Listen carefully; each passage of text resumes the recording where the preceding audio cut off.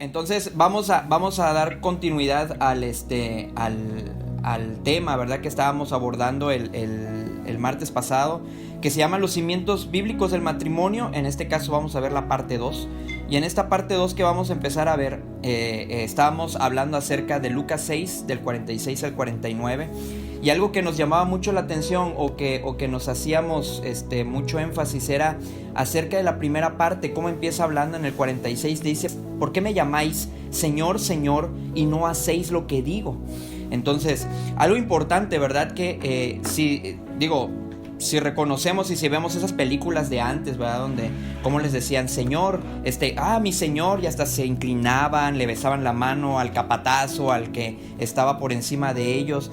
Entonces había reverencia, había respeto, había todo este ritual, ¿verdad? A veces que giraba alrededor de quién era el Señor en ese momento, ¿verdad? El Señor de la casa, el patrón. Entonces, es lo mismo que nos hace aquí en la reflexión nuestro Señor, ¿verdad? Nos dice: ¿por qué me llamas Señor, Señor, y no haces lo que digo?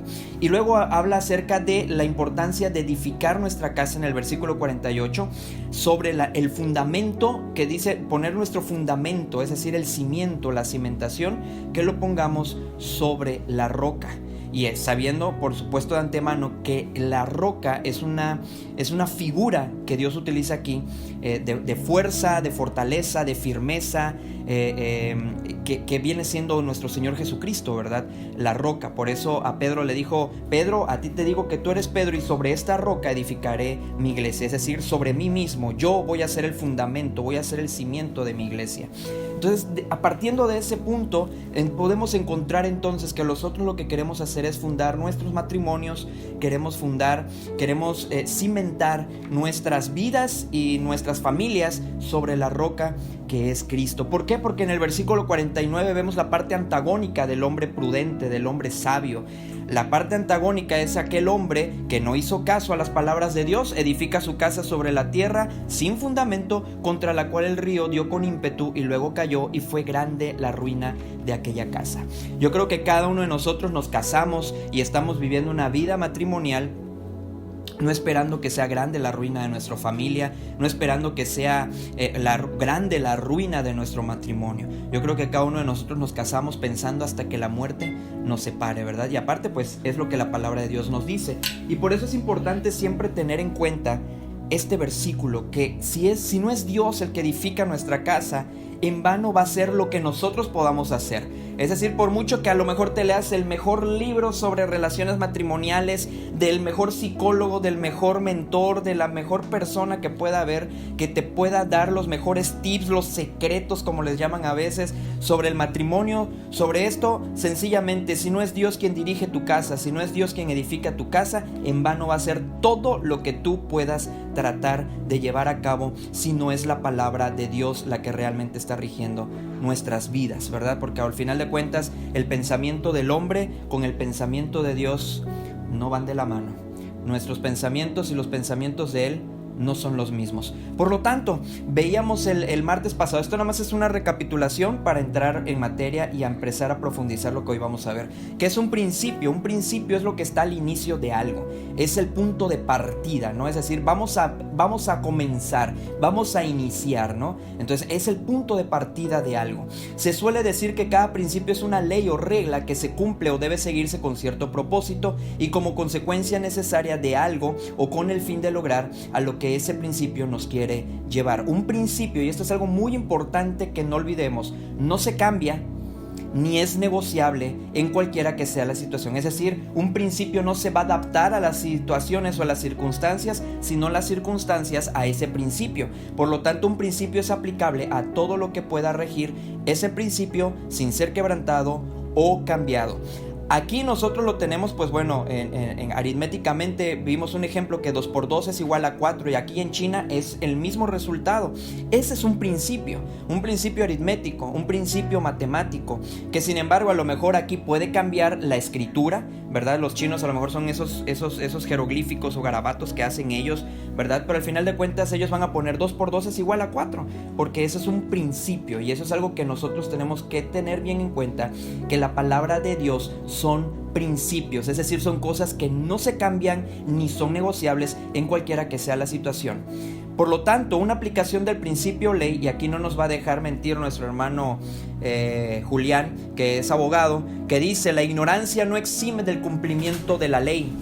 Es un principio de derecho que indica que el desconocimiento o ignorancia de la ley no sirve de excusa para su cumplimiento, porque rige la necesaria presunción, dice aquí, porque rige la necesaria presunción de que si una ley ha sido promulgada, debe ser por todos conocida. La humanidad casi entera, completa, total, casi. A lo mejor pudieran haber algunas etnias, algunos pueblos, algunos lugares donde quizás aún no conocen lo que es una Biblia, aún no han escuchado el nombre de Cristo.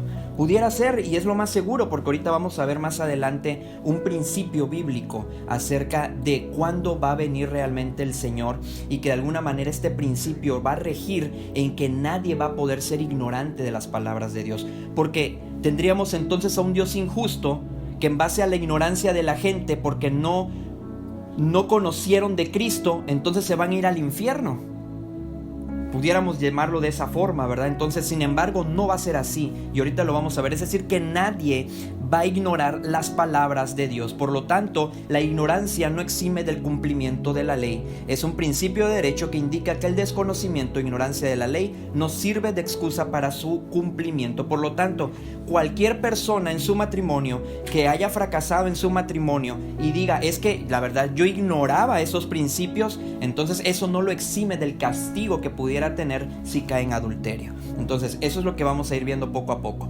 Respondimos estas preguntas, y a estas preguntas venimos e hicimos de alguna manera ciertas declaraciones de fe. ¿Y cuáles son esas declaraciones de fe? Por decirlo, creemos que la Biblia es la palabra de Dios. Y yo creo que tanto los que están del otro lado, los que nos están escuchando, como nosotros que les estamos compartiendo esto, yo creo que cada uno de nosotros, si estamos reunidos el día de hoy, si estamos escuchando este audio, si estamos de alguna manera teniendo contacto con este contenido, creo yo que es porque de alguna manera u otra sabemos que la Biblia es la palabra de Dios. Y de esa manera podemos nosotros estar seguros, si la misma Biblia habla por sí sola. Por lo menos un pasaje, y que es muy conocido por todos nosotros, está en 2 de Timoteo capítulo 3 versículos 16 y 17. Si usted tiene ahí una Biblia, lo puede leer, lo puede buscar, ¿verdad? Y acompañarme en la lectura, para que usted vea que lo que le estoy diciendo realmente está en la Biblia. Y fíjese cómo empieza diciendo 2 de Timoteo 3, 16 y 17. Toda la escritura, y cuando habla de escritura se refiere a la Biblia, lo que hoy conocemos como Biblia, a todo este compendio, ¿verdad? De libros que de alguna manera fueron seleccionados, y que de alguna manera también fueron inspirados por el Espíritu Santo. Por eso dice aquí: toda la escritura es inspirada por Dios y útil para enseñar. Por eso estamos abriendo este bendito libro para que tú y yo podamos aprender a través de este libro. Dice que es útil para enseñar, para redarguir, para corregir, para instruir en justicia, a fin de que tú y yo, es decir, a fin de que el hombre de Dios sea perfecto y estemos enteramente preparados, es decir, no a medias, no, enteramente preparados para toda buena obra. Entonces, nosotros creemos que la Biblia es la palabra de Dios. Segunda cosa que creemos es que Dios no se contradice ni confunde a nadie, ¿verdad? Sabemos que Dios no es un Dios que va a decir una cosa en una parte de la Biblia y en otra parte de la Biblia se va a contradecir. Creemos que en la palabra de Dios no hay contradicciones ni confusiones. Una cosa es que a lo mejor no entendamos de primera mano algún tema en específico, pero eso no quiere decir que de alguna manera Dios está confundiendo a la gente o está tratando de buscar una manera de no ser claro en lo que está diciendo. Dios es claro en todo lo que dice. Por eso, si nos vamos a 1 Corintios capítulo 14 versículo 33, 1 Corintios 14, 33, vamos a encontrar lo siguiente.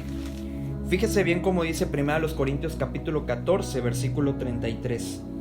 Pues Dios no es un Dios de confusión, sino de paz. Dios no es un Dios de confusión, sino de paz. 1 Corintios 14, 33. Y es importante que lo tengamos claro, porque hay personas que dicen que la Biblia se contradice. Hay muchas personas, muchos escritores, muchos hasta personas que estudiaron mucho la Biblia y que dicen no, es que la Biblia tiene contradicciones y por lo tanto no puede tener contradicciones la Biblia, porque aparte ella misma habla de sí misma y habla acerca del Dios perfecto que tenemos, que dice que no es Dios de confusión sino de paz. Es decir, no va a traer ni confusión, no va a traer contradicción. ¿Por qué? Porque una contradicción va a crear un altercado, ¿verdad? Entonces, ¿cuándo para el hombre puedes convertirse en una contradicción? Cuando no va conforme a lo que él quiere que diga, cuando no va conforme a sus criterios. Entonces por eso el hombre dice, no, si la Biblia se contradice, porque no dice lo que quiero que diga. Entonces, cuando vayamos nosotros siempre a la palabra de Dios, no tenemos que ir con la idea de que sea lo que quiero que me diga, sino lo que Dios quiere decirme. Ahora, la tercera declaración de fe que hicimos ahora en base al matrimonio es que creemos que para Dios el matrimonio de todos es válido. Es decir, que el matrimonio es para toda la humanidad y tanto un hijo de Dios como un no hijo de Dios que decide ir ante la tercera institución que Dios estableció, la segunda, institución que Dios estableció, que fue el gobierno civil. Si nosotros creemos eso, entonces quiere decir que todo matrimonio para Dios es válido, ¿sí? Y la importancia de ir ante un registro civil, porque si no, para Dios, una persona que vive en unión libre, una persona que no está casada y nada más está viviendo en concubinato o de alguna manera como si fueran un matrimonio, entonces se encuentran en fornicación, ¿verdad? Y la palabra de Dios es clara cuando dice ni los fornicarios, ni los adúlteros, ni los avaros, ni los borrachos, ni los maldicientes, y nos da una lista extensa, varios pasajes, y terminan diciendo no heredarán el reino de Dios. Entonces, si creemos que para Dios el matrimonio de todos, de toda la humanidad es válido, entonces podemos encontrar el primer principio precisamente en el libro que es donde todo empieza, que por eso se llama Génesis. En el libro de Génesis, en el capítulo 2, versículos 18 al 24. Y fíjese este bonito principio, aquí es donde empieza todo y donde desde Adán y Eva Dios estableció este principio. Y como tal, como Adán y Eva son nuestros padres biológicos, son los padres biológicos de toda la humanidad. Por eso Adán, de alguna forma, más adelante vemos y todo el significado de todo esto que era, porque eres la madre de todos los seres vivientes, ¿verdad? Así de alguna forma también lo llamó Adán.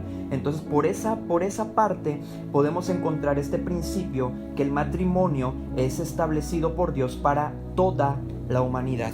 Y fíjese bien, Génesis capítulo 2, versículos 18 al 24 dice: Y dijo Jehová Dios, no es bueno que el hombre esté solo, le haré ayuda idónea para él. Jehová Dios formó pues de la tierra toda bestia del campo y toda ave de los cielos, y los trajo a Adán, para que viese cómo las había de llamar. Y todo lo que Adán llamó a los animales vivientes, ese es su nombre. Y puso Adán nombre a toda bestia y ave de los cielos y a todo ganado del campo, mas para Adán no se halló ayuda idónea para él. A partir de aquí es cuando Dios empieza a ver la necesidad de crear a la mujer para hacer el primer matrimonio sobre la faz de la tierra. Y luego sigues diciendo, el 21, entonces Jehová Dios hizo caer sueño profundo sobre Adán, y mientras éste dormía, tomó una de sus costillas y cerró la carne en su lugar. Y de la costilla que Jehová Dios tomó del hombre, hizo una mujer y la trajo al hombre. Dijo entonces Adán, esto es ahora hueso de mis huesos y carne de mi carne, esta será llamada varona, porque del varón fue tomada. Por tanto, dejará el hombre a su padre y a su madre, y se unirá a su mujer, y serán una sola carne. Sobre esto ya les hice yo una cápsula que se llama precisamente Una sola carne, que sería bueno que a lo mejor si no la han escuchado la puedan escuchar y repasar para que aquí puedan ver el vínculo que Dios crea al momento que uno adquiere esta responsabilidad y compromiso del matrimonio. Entonces, creemos que para Dios el matrimonio de toda la humanidad es válido. Ahora, la pregunta aquí sería, y hablábamos hace rato, bueno, ¿la gente ignora esto? ¿Realmente las personas ignoran esto? Muchas personas que se acercan a una iglesia o se acercan a Dios saben que si su condición o su situación está en pecado, por lo tanto muchas ocasiones lo que hacen es buscar una iglesia, otra iglesia, hasta una donde les puedan aceptar o consentir de alguna forma ese pecado. Pero no es porque ellos no sepan que están mal, sino sencillamente lo hacen de alguna manera porque están buscando más que la voluntad de Dios, están buscando sentirse justificados, que al final de cuentas solo la sangre de Cristo puede justificar realmente, pero tratan de sentirse justificados, o por lo menos su mente sentirlas en paz o tranquilas, aún a pesar de esto. La gran mayoría de la humanidad sabe que una persona que se casa es hasta que la muerte los separe, y si esa persona, aunque se divorcie y quiera volverse a casar, es adulterio. Tanto así que hoy en día, ¿saben por qué la Iglesia Católica acepta ahora también a personas que están casadas por segunda, tercera, cuarta vez? Precisamente porque muchos se les estaban yendo a las iglesias evangélicas. ¿Por qué? Porque, qué ironía de la vida, las iglesias evangélicas aperturaron sus puertas para adúlteros, para fornicarios, y ahorita ya hasta los homosexuales, iglesias pseudoevangélicas podríamos llamarlas, están casando matrimonios homosexuales. Entonces podemos ver hasta dónde el diablo se ha ido infiltrando y hasta dónde el diablo realmente se ha ido metiendo cada vez más, confundiendo, porque recordemos que el diablo sí es de confusión y es padre de mentira, dice la Escritura. Entonces, la pregunta aquí sería, ¿cómo serían salvos si nadie les predicase? Y aquí podemos irnos a Romanos capítulo 10, versículos 11 al 15. Y fíjense cómo dice Romanos. Ese es un pasaje que también muchos de nosotros conocemos, ¿verdad? Y fíjense bien cómo dice Romanos capítulo 10, versos del 11 al 15. Dice, porque con el corazón se cree para justicia, pero con la boca se confiesa para salvación. Pues la Escritura dice, todo aquel que en él creyere no será avergonzado, porque no hay diferencia entre judío y griego, pues el mismo que es Señor de todos es rico para con todos los que le invocan. Fíjese bien, ya no hay diferencia, es decir, entre judío y griego, es decir, entre el pueblo de Dios, como lo conocemos a los judíos, y los griegos, es decir, y los gentiles, es decir, que ya hay una diferencia para Dios entre judíos y griegos, entre gentiles e israelitas. Hizo uno solo, dice la Escritura, hizo un solo pueblo. Entonces, fíjense, porque no hay diferencia entre judío y griego, pues el mismo que es Señor de todos es rico para con todos los que le invocan, porque todo aquel que invocar el nombre del Señor será salvo. ¿Cómo pues invocarán a aquel en el cual no han creído? ¿Y cómo creerán en aquel de quien no han oído? ¿Y cómo oirán sin haber quien les predique? ¿Y cómo predicarán si no fueren enviados? Por eso, de alguna manera, el Señor Jesucristo nos dio la gran comisión, porque teníamos que ser enviados. Por eso se nos dijo, id, es una orden, se nos dio una instrucción, id por todo el mundo y predicad el evangelio a toda criatura, enseñándoles que guarden y hagan todo, de alguna manera, lo que yo les he enseñado. Entonces, ¿y cómo predicarán? Dice el verso 15, si no fueren enviados, como está escrito, cuán hermosos son los pies de los que anuncian la paz, de los que anuncian buenas nuevas. Entonces nuestra tarea es predicar. Pero ahora la pregunta sería, si nos vamos al principio que vimos hace un momento, acerca de que una ley, cuando es promulgada, el hecho de que tú la desconozcas no te exime del castigo o de la consecuencia de infringir ese mandato o esa ley en dado caso. Es decir, el hecho de que tú no te sepas el reglamento de tránsito y lo infringes, eso no te va a hacer de que puedas decir tú, bueno, pues oiga oficial, pues es que la verdad yo desconocía la ley de tránsito. Lo que primero que nos va a decir, pues oiga, pues usted si está manejando, lo primero que va a hacer es estudiar la ley de tránsito. Debe usted estudiar el reglamento, o sea, debe usted estar atento a eso, porque ya fue promulgada esa ley. Entonces la palabra de Dios ya fue promulgada, la palabra de Dios ya fue declarada para toda la humanidad. Así que por lo tanto, nuestra tarea es ser facilitadores de que esa palabra llegue. Si no, tendríamos un Dios injusto que ante la ignorancia del hombre, Él venga y mucha gente se vaya al infierno, ¿no creen? Porque por eso mandó a su Hijo. Por eso dice que Él no retarda su promesa, sino que quiere que todos procedan al arrepentimiento. Por eso es que aún todavía no viene. Y fíjese lo que dice Mateo capítulo 24. Y esto nos va a dar un poquito más de claridad en cuanto a este punto. Y van a ver por qué tenemos que tener bien clara estas declaraciones de fe, bien cimentadas, porque de aquí va a partir el que creamos la definición bíblica de matrimonio y no la quebrantemos, porque va a ser un principio que va a regir nuestras vidas. Fíjese bien cómo dice Mateo 24, del 11 al 24. Y muchos falsos profetas, es decir, que hoy en día están, por eso siempre es importante que analicemos quienes nos enseñan lo mismo que yo les estoy enseñando. Ustedes tomen anotación, posteriormente vayan, lean el capítulo anterior, el capítulo después, escudriñen la escritura, profundicen aún más, porque a lo mejor hasta yo les pudiera estar enseñando una falsa doctrina, ¿verdad? A como pudiera hacerlo nuestro pastor o cualquier líder de la iglesia pudiera estar de alguna manera infringiendo la escritura, o en dado caso, de alguna manera, también pudiéramos nosotros estar metiendo alguna herejía, ¿verdad? Entonces, por eso es importante y la responsabilidad de velar.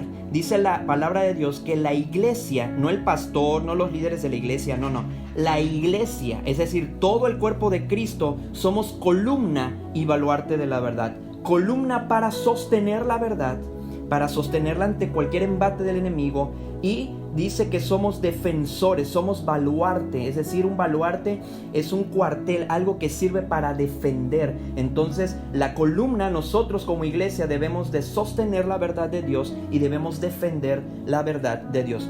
Fíjese Mateo 24, 11 al 24, dice: y muchos falsos profetas se levantarán y engañarán a muchos, y por haberse multiplicado la maldad, el amor de muchos se enfriará, que es lo que hoy está pasando en las iglesias. Por eso están aceptando de todo lo que hay ahorita. Y por haberse multiplicado la maldad, el amor de muchos se enfriará. Versículo 13. Mas el que persevere hasta el fin, este será salvo. Y dice el versículo 14: y será predicado este evangelio del reino. Aquí viene un principio importantísimo, mis hermanos. Y será predicado este evangelio del reino en todo el mundo. ¿En qué parte del mundo dice? ¿Solamente en América, una parte de Europa y una parte de Asia? No, dice que va a ser predicado en todo el mundo para testimonio a todas las naciones. Y créanmelo aquí, porque aquí lo dice la escritura: cuando ya todos sepan de la existencia de Cristo y todos sepan los principios de Dios, dice, entonces vendrá el fin. Ahorita podemos ver muchas señales, ahorita podemos ver muchas cuestiones, muchos cumplimientos proféticos que ya se han cumplido y otros que se van a cumplir todavía.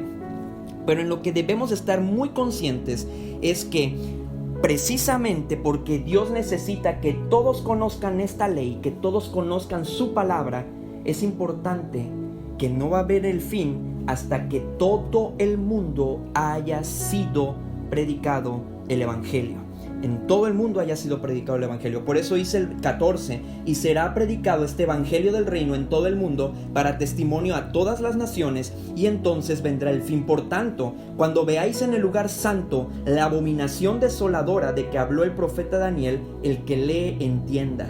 Entonces los que estén en Judea huyan a los montes, el que esté en la azotea no descienda para tomar algo de casa, y el que está en el campo no vuelva atrás para tomar su capa. Mas hay de las que están encintas y de las que críen en aquellos días. Orad pues para que vuestra huida no sea en invierno ni en día de reposo, porque habrá entonces gran tribulación, cual no la ha habido desde el principio del mundo hasta ahora, ni la habrá. Y así sucesivamente nos sigue diciendo en el versículo 22: y si aquellos días no fuesen acortados, nadie sería salvo, mas por causa de los escogidos, aquellos días serán acortados. Entonces, si algunos dijere: mirad, aquí está el Cristo, o mirad, allí está, no lo creáis, porque se levantarán falsos cristos y falsos profetas, y harán grandes señales y prodigios, de tal manera que engañarán, si fuere posible, es decir, si cabiera la posibilidad, pero esto no es posible, aún a los escogidos.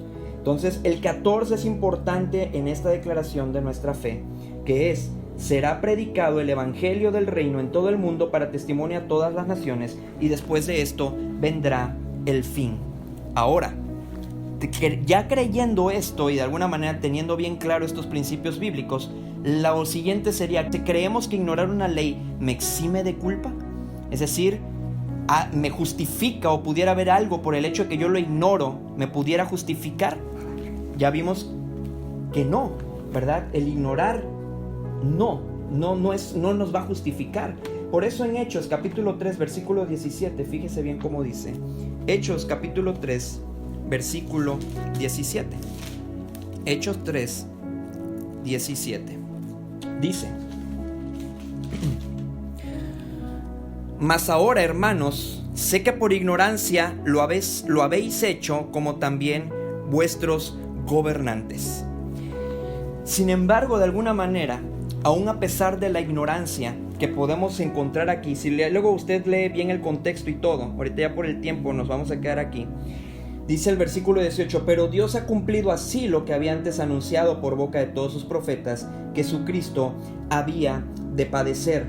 Y aquí lo importante es que el hecho de que lo ignores no quiere decir que te va a eximir del resultado, la consecuencia de no aplicar la ley en tu vida. Por eso el versículo 19 dice: así que arrepentíos y convertíos. ¿Arrepentimiento qué es? Arrepentimiento es abandonar el pecado. Por eso el Señor Jesucristo a la mujer adúltera, cuando venían los fariseos y le iban a apedrear porque la ley marcaba eso, porque había sido encontrada en el mismo acto de adulterio, entonces por eso el Señor Jesucristo le dijo: ni yo te condeno, pero le dijo: ve y no peques más. Es decir, le dijo: arrepiéntete, abandona tu pecado, deja el adulterio, ¿verdad? Y conviértete. Y por eso aquí dice: así que arrepentíos y convertíos para que sean borrados vuestros pecados. Tus pecados y los míos no van a ser borrados si no abandonas el pecado y si no te conviertes realmente a Dios. Para que vengan de la presencia del Señor tiempos de refrigerio, es decir, esos tiempos de paz, esos tiempos. Eso no quiere decir que la sangre de Cristo no tenga el poder. La sangre de Cristo tiene el poder para perdonar cualquier pecado nuestro. Pero si sencillamente nosotros no nos arrepentimos de todo corazón, sencillamente no nos vamos a convertir. Solamente vamos a ser, como veíamos en predicaciones anteriores, hipócritas. Es decir, vamos a utilizar una máscara nada más, pero realmente de dentro de nosotros, recordemos que Dios no mira lo que mira el hombre, pues el hombre mira lo que está delante de sus ojos. Dios mira el corazón. A lo mejor nosotros podemos engañar a los demás de que somos hijos de Dios, de que somos muy espirituales, de que leemos nuestra lectura diariamente, de que oramos en nuestra casa, etcétera, etcétera. Podemos a nosotros hacerle creer a la gente muchas cosas, pero a Dios nunca.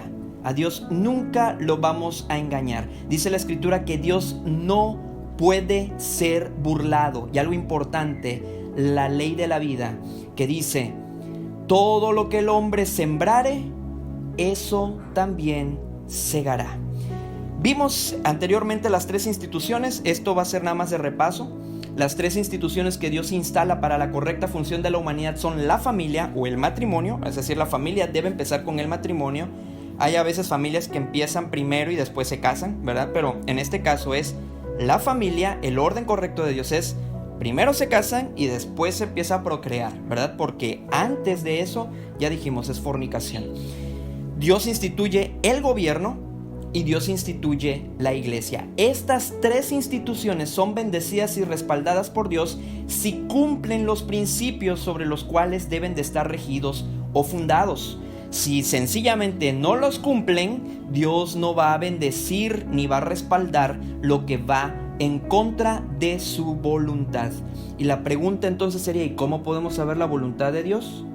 Si usted va a Dios en oración pidiéndole: Señor, muéstrame tu voluntad, esperando oír una voz y que le diga: hijo mío, hija mía, mi voluntad es esta, déjeme decirle que nunca va a pasar, porque por eso dejó su palabra.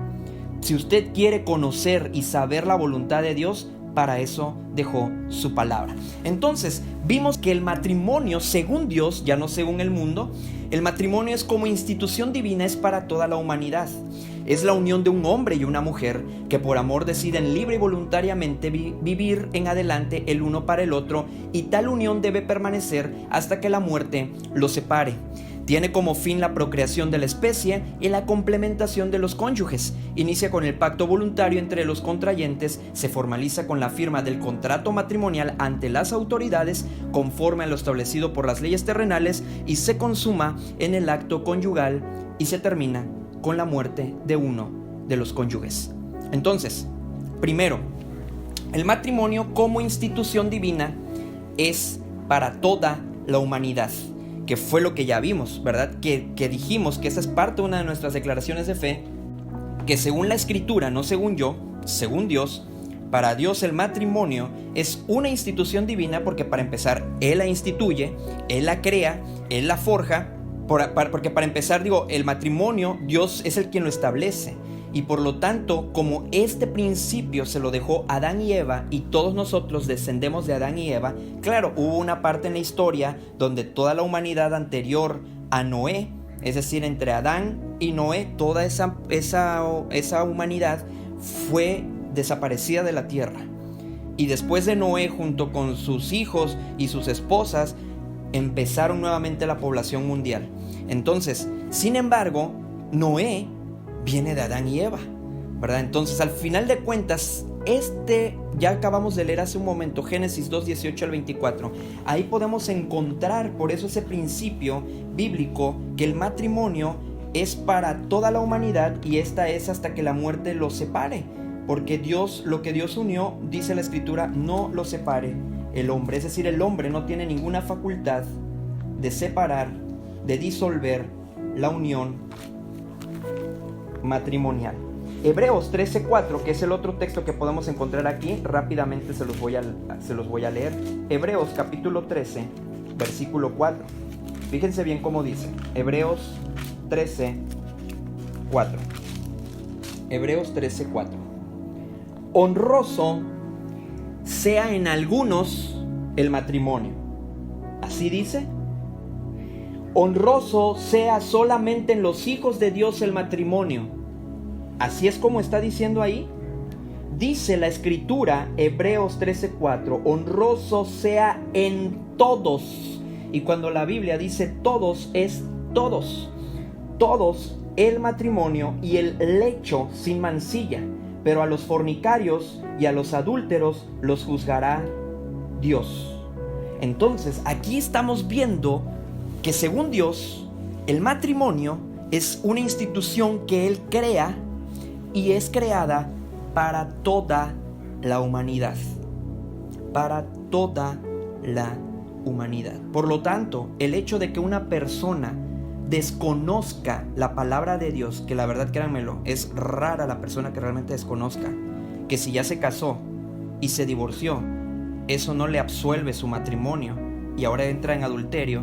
Entonces, lo importante que tenemos que entender aquí es que si este mandato fue para toda la humanidad, entonces quedar claro lo que dice al final de este versículo: pero a los adúlteros y a los fornicarios los juzgará Dios, ¿verdad? No es el hombre, no soy yo, no es el pastor, no son los líderes, es Dios el que va a juzgar. Entonces es importante porque dice la misma Escritura que horrenda cosa es caer en manos del Dios vivo. Entonces, el hecho de que yo haya desconocido o que no haya estado en Cristo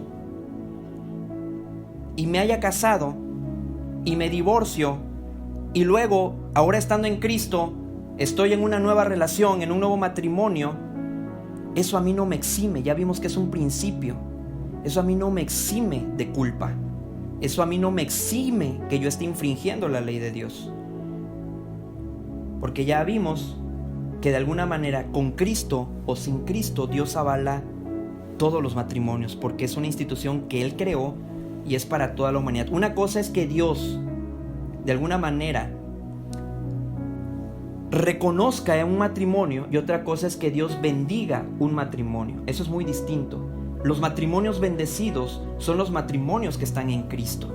Es algo muy diferente. El hecho de que Dios reconozca porque alguien fue a un registro civil y ante un registro civil se casó, porque Dios instituyó la segunda, que es el gobierno. Por lo tanto, Dios mismo reconoce la institución llamada gobierno y por lo tanto el gobierno civil Dios lo reconoce y por lo tanto si tú te casas por un gobierno civil, entonces Dios está reconociendo esa unidad. Si tú no lo haces, sencillamente es fornicación y si te vas a vivir en pareja. Si tú te casas por el gobierno civil, entonces Dios va a avalar esa unión.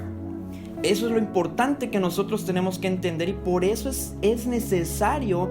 Fíjense cuántos nos estamos perdiendo de de esta enseñanza para que juntos crezcamos, para que todos unifiquemos nuestro criterio, no conforme a Joel piensa, no conforme al pastor piensa, no conforme a los líderes de la iglesia piensan, no conforme a fulanito pastor famoso en redes sociales piensa, no. O como al autor de tal libro piensa, no. El autor de la Biblia, que es nuestro manual de vida, y reconocemos que toda la escritura es inspirada por Dios y que este manual, este es el que debe regir nuestras vidas. Todo lo que hagamos de aquí en adelante, lo que nosotros tenemos que hacer es, si estamos en pecado, abandonar el pecado, porque es importante que demostremos arrepentimiento. Por eso Juan el Bautista, cuando venían muchos fariseos, mucha gente venía a bautizarse, les decía: generación de víboras, ¿quién enseñó a huir de la ira venidera? Haced frutos dignos de arrepentimiento. Mucha gente quiere vivir una vida religiosa, vienen, se bautizan y esto y lo otro, acá y allá y allá, ya tratan de hacer tantas cosas, pero al final de cuentas, ¿qué es lo que de alguna manera la escritura nos marca aquí? Que hagamos frutos dignos de arrepentimiento. ¿Y cuáles son esos frutos dignos de arrepentimiento? Es que yo estoy abandonando el pecado, que realmente estoy abandonando el pecado. Eso es de alguna manera lo que tú y yo tenemos que entender, que el matrimonio como institución divina es para toda la humanidad. Así que ya sabemos lo que implica el que sea divina esta institución y que sea para todos. Segunda cosa que podemos ver dentro de nuestra mensaje que estamos viendo, dice la palabra, es la unión de un hombre y una mujer. ¿Por qué es importante recalcarlo hoy en día, de un hombre y una mujer? Porque ya sabemos cómo está proliferando todo esto de la famosa comunidad esta LGBTIQ+, y no sé qué tantas letras ya le pusieron. Por eso es importante. ¿Por qué? Porque Dios no va a avalar, aunque ellos vayan ante un registro civil. Porque recuerden que no todo tampoco, el hecho de que Dios haya instituido el gobierno civil no quiere decir que el gobierno civil vaya conforme a la voluntad de Dios. Por eso que es más importante obedecer a Dios antes que a los hombres. Cuando la ley del hombre o la ley del mundo va en contra de la ley o la voluntad de Dios, entonces yo no debo sujetarme a aquello. Por lo tanto, el hecho de que el gobierno hoy en día avale una unión homosexual no quiere decir que nosotros la tenemos que avalar. Por eso es la importancia, y este es otro principio dentro del matrimonio, según Dios, que el matrimonio Dios lo va a bendecir si está en Cristo, obviamente, y segundo, si es la unión de un hombre y una mujer, que por amor deciden libre y voluntariamente vivir en adelante el uno para el otro. Y ahí les voy a dejar las citas, anótenlas, porque ya no las vamos a poder leer todas, pero sí les voy a leer una de ellas. Mateo 19:4. Recuerden que esta es tarea, Mateo capítulo 19. Fíjense bien cómo dice Mateo 19:4. Mateo 19:4. Él respondiendo les dijo: ¿no habéis leído que el que los hizo al principio, es decir, aquí el Señor Jesucristo es el que está hablando, y nos remonta nuevamente al principio, es decir, Adán y Eva? Ellos son el principio de todo, de toda la humanidad. Por eso les dice, él respondiendo les dijo: ¿no habéis leído que él los hizo, que el que los hizo al principio, varón y hembra los hizo? No habla de alguna desviación o de alguna otra opción de género, como le llaman ahorita. No, solamente habla de hombre y de mujer, varón y hembra, ¿sí? Entonces es importante que tú y yo entendamos, porque cuando llega alguna persona homosexual o en nuestra familia, ¿saben cuándo a veces empieza a quebrantar la escritura? Cuando dentro de nuestra familia hay una persona que está en una situación como esta. Cuando en nuestra familia hay una persona que está en una situación como esta, entonces por conveniencia empiezo a cambiar la Biblia.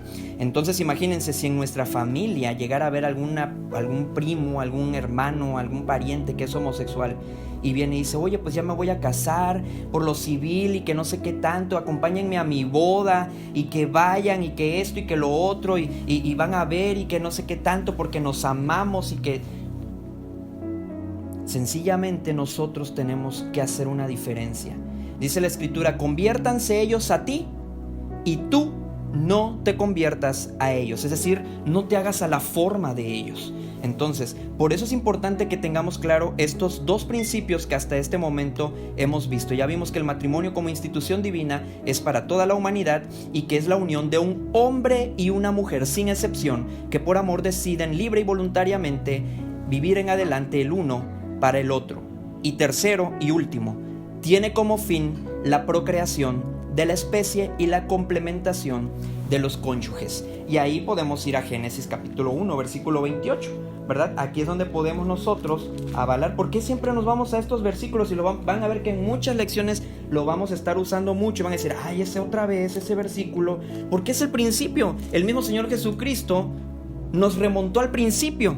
Entonces fíjense bien cómo dice el 28 de Génesis capítulo 1. Y los bendijo Dios y les dijo, fructificad y multiplicaos, llenad la tierra y sojuzgadla, y señoread en los peces del mar, en las aves de los cielos y en todas las bestias que se mueven sobre la tierra. Es decir, que tiene como finalidad la procreación de la especie, es decir, que haya herencia, ¿verdad? Como dice la escritura, herencia de Jehová son los hijos, que hayan hijos, que se cree una familia. Obviamente, hay excepciones en el caso de personas que por cuestiones médicas, por cuestiones de salud, a veces no pueden tener hijos o les es muy difícil, ¿verdad? Esos son casos excepcionales. Pero sin embargo, a lo que Dios nos manda es a que hagamos esto. Por lo tanto, aquí echamos en tierra el movimiento feminista, el aborto y todo esto.